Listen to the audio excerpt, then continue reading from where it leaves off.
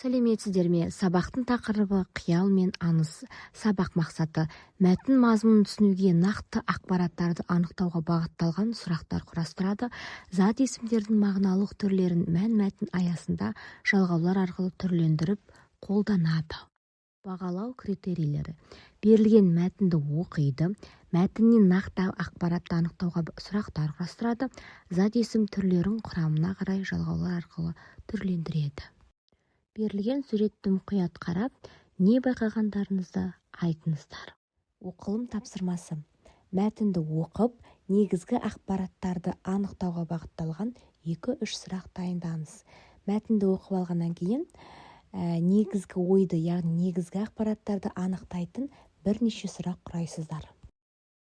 Зат есім тақырыбын ары қарай жалғастырамыз. Зат есімдердің мағыналық түріне қарай екіге бөлінеді. Ол жалпы есімдер және жалқы есімдер деп.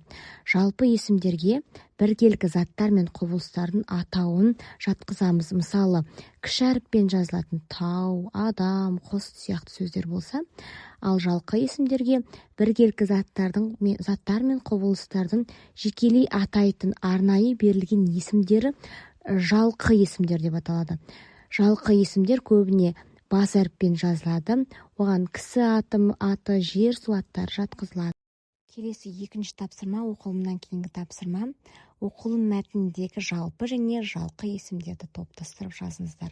Яғни сіздер қазір кесте сызып, жалпы және жалқы есімдерді екі бағанға бөліп жазасыздар.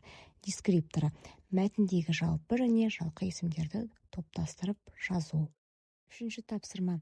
Негізгі және туынды зат есімдерді екі бағанға бөліп жазыңыздар. Түбірін анықтап, морфемалық талдау жасаңыз. Негізгі және туынды зат есімінің ережесіне тоқталатын болсақ, негізгі түбірден болған зат есімді негізгі зат есім дейміз, яғни оған ешқандай жалғау жалғанбайды. Мысалы, ана, жер, көз сияқты сөздер. Ал туынды зат есім ол бізде түбір сөзге жұрнақ жалғану арқылы жасалған зат есімдерді туынды зат есім дейміз. Мысалы, іскер, байлық. Соңғы тапсырма қалыптастырушы бағалау тапсырмасы.